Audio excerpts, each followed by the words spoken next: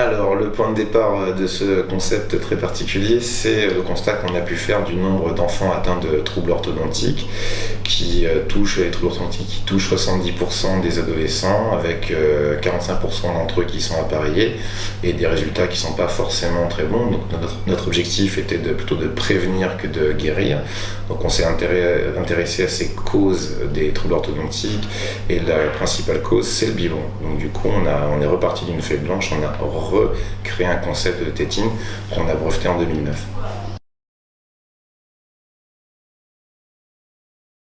Alors, on a déposé le brevet en 2009, on avait quand même commencé nos recherches en 2006. Après, il a fallu développer, industrialiser le concept, parce qu'on a donc pu le commercialiser en avril 2012, donc ça fait un peu plus de 2 ans, 2 ans et demi maintenant. Et il est vrai que le produit est maintenant commercialisé quasiment dans toute l'Europe et aussi très présent en Chine dans 500 points de vente.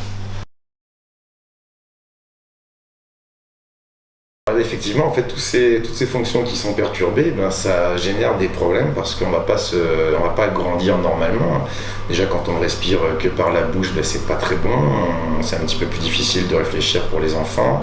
Quand on a une déglutition qui n'est pas normale, ça va aussi déformer le palais. On pourra moins respirer par le nez. Donc après, pour le sport aussi, c'est plus difficile. Donc il y a de nombreuses conséquences et ça joue sur la santé à long, moyen et court terme. Donc il y a un impact qui est vraiment très important.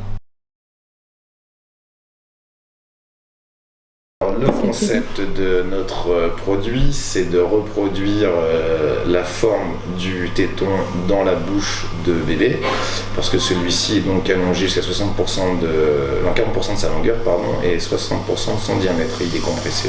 Donc on a une forme qui ressemble un petit peu à ça, et on a travaillé les épaisseurs de façon très spécifique afin de permettre à l'enfant d'avoir des fonctions naturelles et qu'il ne soit pas perturbé par le biberon.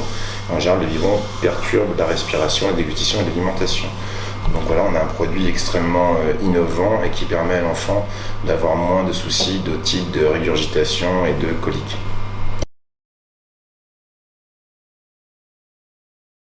Alors ce produit se retrouve dans une 50aine de pharmacies en France, on est aussi présent au Luxembourg et on peut acheter ce produit sur notre magasin internet, sur notre e-shop, sur iltet.com.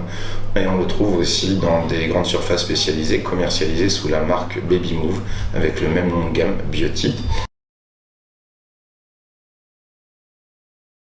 Alors les prochaines étapes, on a déjà déposé un deuxième brevet qui est sur un dispositif médical dont le but est d'empêcher les troubles liés à l'utilisation de la sucette. Donc, dans un deuxième stade, la sucette aussi a de l'importance, un petit peu moins que la tétine, mais ça donne aussi des déformations du visage. Donc l'objectif, c'est d'amener un petit dispositif médical pour éviter que les enfants utilisent trop la sucette et empêcher les conséquences de la sucette.